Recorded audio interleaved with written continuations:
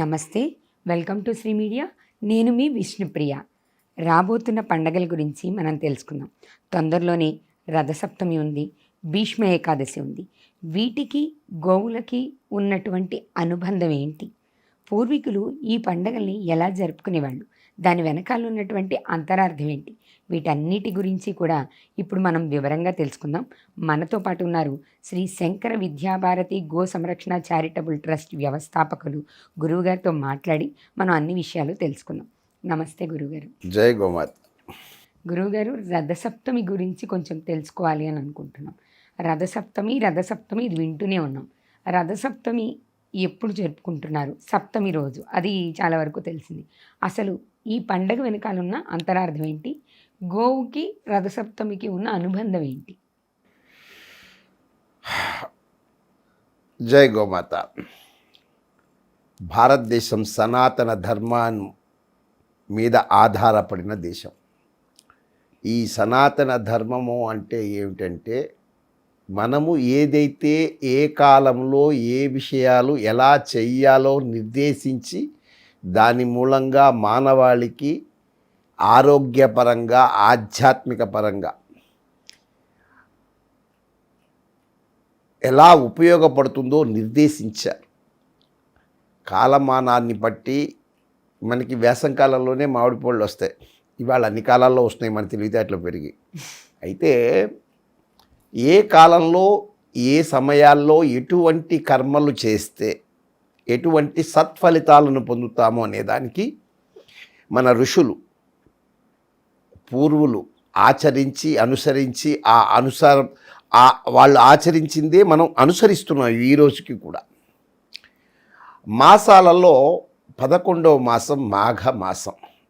మనము మామూలుగా చాలామందికి ఫిబ్రవరి, జనవరి, మార్చి ఇవే తెలుసు తప్ప మాసాలు, తెలుగు మాసాలు తెలియదు. అసలు విశ్వం మొత్తం కూడా 33 రకాల శక్తులతో నడుస్తోంది. ఈ 33 రకాల శక్తులు ఏమిటి అనేది మొదట ప్రశ్న వేసుకుంటే, 12 ఆదిత్యులు, 11 రుద్రులు, 8 వసువులు, 2 అశ్వనీ దేవతలు.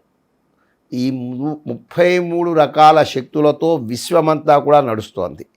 దీనిలో ఆదిత్యులు అంటే సూర్యులు. ఎందుకు? ఈయన 12 మాసాల్లో 12 రకాల శక్తులతో నడుస్తూ ఉంటాడు, గతినంతా నడిపిస్తూ ఉంటాడు. ఆ గతిల్లో మనకు వచ్చినది మాఘమాసము. ఈ మఘము అంటేనే యజ్ఞము అని అర్థం. ఈ యజ్ఞాలని చేసే మాసం కాబట్టి దీన్ని మాఘమాసము అంటారు. కార్తీక మాసంలో మనం నదీ స్నానాలు చేస్తూ ఉంటాం. ఈ మాఘమాసంలో కూడా నదీ స్నానానికి ఆచరించాలి, కనీసం సముద్ర స్నానమైనా పౌర్ణమి నాడు చెయ్యాలి అంటారు. ఇవన్నీ ఎందుకు నిర్దేశించారు అంటే మనకి ఆరోగ్య శాస్త్రానికి. ఆరోగ్యం భాస్కరాదిత్యేత్ అంటారు. ఆరోగ్యాన్ని ఇచ్చేవాడు సూర్యభగవానుడు.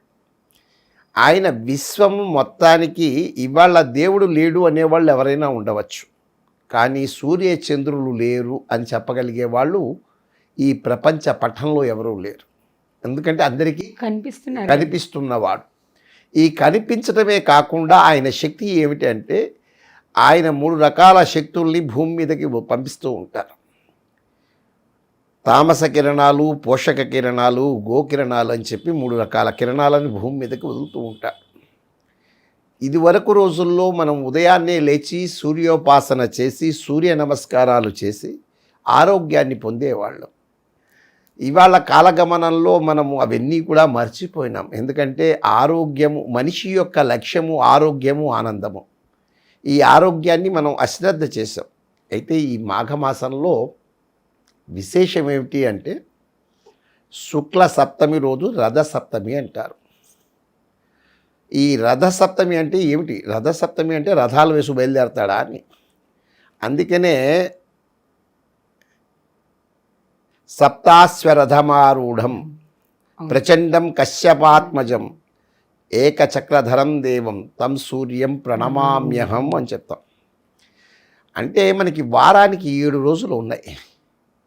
ఆయన సప్తాశ్వము అంటే ఏమిటి, 7 గుర్రాలు అంటే 7 రోజులు అంటే నిరంతర శ్రమజీవి. ఆయన నిరంతరము విశ్వ పోషణ చేస్తున్న వ్యక్తి ఎవరైనా ఉంటే సూర్యభగవానుడు. ఆయన ఒక్కొక్క రాశిలో ఒక్కొక్క రకమైన శక్తిని పుచ్చుకుని బయలుదేరుతూ ఉంటాడు. ఈ శక్తి మనకేమవుతుందంటే, ఇప్పుడు శివరాత్రి దాటిన తర్వాత ఎండలు ముదురుతూ ఉంటాయి, భయం వేస్తూ ఉంటుంది. అబ్బా ఎండలుగా ఉన్నాయండి, బయటికి వెళ్ళలేకపోతున్నాం, బాగా ఇదే చెమట వేస్తోందండి, స్నానాలు చేయాలనిపిస్తుంది, ఇలాంటి బాధలన్నీ ఉన్నాయి. అయితే ఆరోగ్య శాస్త్రానికి ఏం చేశారంటే, ఈయన అర్క ఆదిత్యుడు అంటారు. ఈ అర్కాదిత్యుడు కాబట్టి ఆ మాసంలో మనం ఏం చేస్తామంటే, ఈ శుక్ల సప్తమి రోజున 7 జిల్లేడు ఆకుల్ని, రేగు పళ్ళని, ఇవి మన శరీరం మీద, భుజాల మీద, తల మీద, వీటి మీద పెట్టి మనం స్నానం చేయాలి, అభ్యంగన స్నానం చేయాలి. ఎందుకు ఈ విధంగా చెయ్యాలి అంటే, ఇప్పటిదాకా చలిలో మగ్గి ఉండి ఎండల్లోకి బయలుదేరుతున్నప్పుడు ట్రాన్స్మిషన్ అంటే, మనము ఒక చలిలోంచి ఒక ఎండల్లోకి వచ్చేటప్పుడు మన శరీరము దాన్ని తట్టుకునే శక్తి కావాలి. ఆ శక్తి కావటం కోసం అని చెప్పి చేసిన ప్రక్రియ ఏదైతే ఉన్నదో అది ఆరోగ్య శాస్త్రాన్ని అనుభవించే. ఎందుకంటే ఇలా గనక మనం జిల్లేడు ఆకులు పెట్టి స్నానం చేసినట్టయితే మన శరీరం శక్తివంతమయ్యి ఆ సూర్యకిరణాల తాపాన్ని తట్టుకోగలుగుతుంది అనే విశేషాన్ని మనకు తెలియజేయటం కోసం సనాతన ధర్మం మనకి నిర్దేశించింది, ఈ విధంగా చెయ్యండి అని. మీరు ఒక ప్రశ్న వేశారు, గోవుకి దీనికి అసలు సంబంధం ఉందా రథసప్తమికి అని. అసలు అమృతత్వము కోసం అంటే అమృతము కోసం అసురులు ఇద్దరూ కూడా ఏం చేశారు, సాగర మథనం చేశారు. ఈ సాగర మథనంలో విష్ణుమూర్తి జగన్మోహిని అవతారం ఎత్తి అమృతాన్ని పంచటం కోసం అని చెప్పి ఆయన జగన్మోహిని అవతారం ఎత్తారు.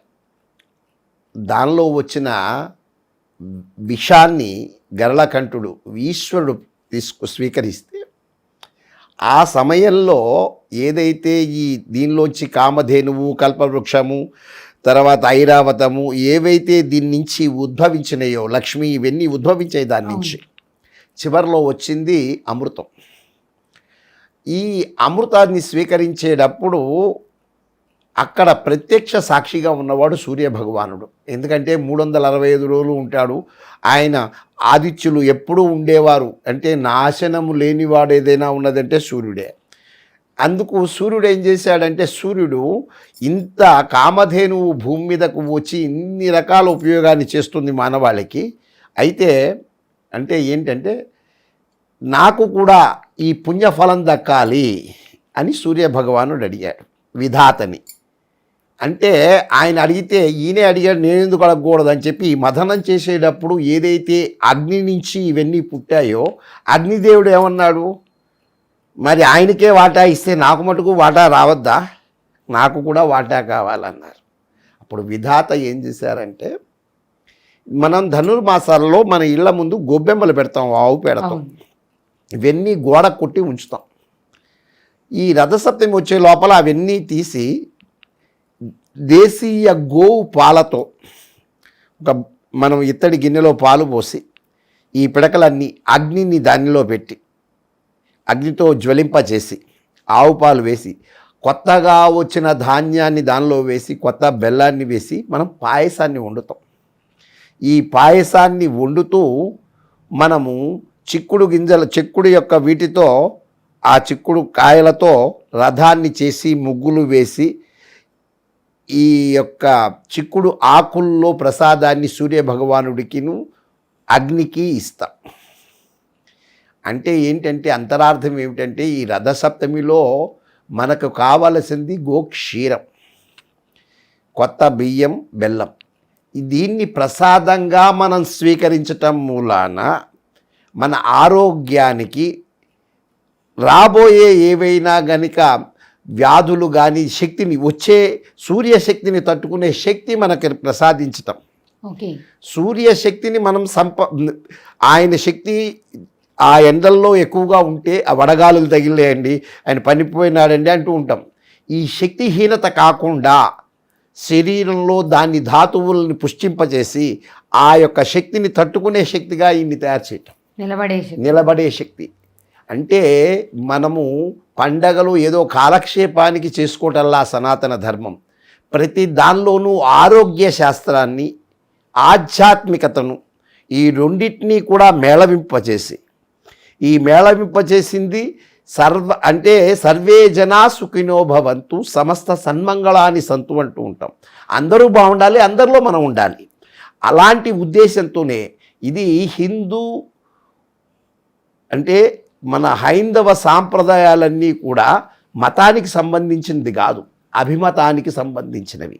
అందరి యొక్క అభివృద్ధిని ఆకాంక్షించింది, అందరి ఆనందాన్ని ఆకాంక్షించింది. కాబట్టి ఈ యొక్క పండగలు వీళ్ళు ఎన్ని పండగలు చేసు మాకు ఒకటే పండగ అనుకునే వాళ్ళందరికీ కూడా అందరూ చేసుకోవాలి. ఎందుకంటే ఆరోగ్యం అనేది ఒక మతానికి, కులానికి, ప్రాంతానికి, దేశానికి కాదు, ప్రపంచ మానవాళికి, అన్ని జీవరాశులు కూడా. అంటే ఏంటంటే వాళ్ళ ఆవు మనకి ఇదైపోయి ఇవాళ గంగడోలు మోపురు ఉన్న ఆవులు కనపడతల్లా. మనం జెర్సీ పాలతోనే ఈ విధంగా ప్రసాదాలు చేసుకుని మనం గనక చేస్తే దాని మూలాన ఫలితం రాదు, పాపం వస్తుంది. ఎందుకంటే అది పందికి, గాడిదికి సంకరం చేసిన సంకర జాతి కాబట్టి. అటువంటి గోవుల పాలు కాకుండా దేశీయ గోవు పాలతో ఈ బియ్యాన్ని, బెల్లాన్ని వండి తద్వారా వచ్చే శక్తిని మనం నింపుకొని ఈ యొక్క కాలంలో గతుల్లో ఆరోగ్యంగా ఉండటానికి మన ఋషులు మనకి నిర్దేశించిందే రథసప్తమి. అంటే సూర్యభగవానుడు ఈ ద్వాదశ ఆదిత్యుల్లో ఉండే ఈ శక్తివంతమైనది మొదలవుతుంది. ఇక్కడి నుంచి గుర్రాలు వేసుకుని ఈయన ప్రజ్వలంగా బయలుదేరతాడు. మనకి కార్తీక మాసాల్లో సాయంకాలం పెందలాడే సూర్యుడు వెళ్ళిపోతూ ఉంటాడు. కానీ ఇప్పుడు ఈ వేసంకాలంలో టైం చాలా అయిపోతున్నట్టు అనిపిస్తుంది. ఏడైనా కానీ సూర్యుడు కనబడుతూనే ఉంటాడు. కాబట్టి అటువంటి శక్తిని, ఎందుకంటే ఇదంతా కూడా నేచర్కి కావలసిన, అంటే భూమండలంలో మనకి నీరు 80%, 20% మాత్రమే భూమి ఉంది. ఈ నీరుని ఉపరితలంలో ఉండేవన్నీ కూడా ఆయన సముద్ర వాటర్నంతా కూడా పైకి ఆవిరిగా తీసుకెళ్ళి పునర్వైభవంగా తిరిగి మళ్ళా వర్షాకాలంలో జీవులకి ఆ ఉప్పు వాటర్ తీసుకెళ్ళి మంచినీరు చేసి మేఘమండలం తయారు చేసి మానవాళి చేస్తున్న ఇటువంటి ప్రాసెస్లో విశ్వం ఏదైతే ప్రాసెస్ చేస్తుందో ఇలాంటి వాటిల్లో మనం ఇలాంటి పండుగలన్నీ జరుపుకుంటున్నాం.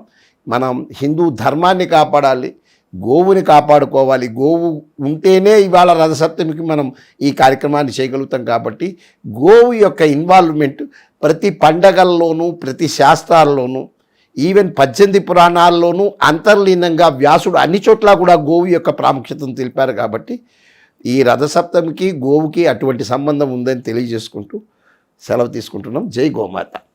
ధన్యవాదాలు గురుగారు.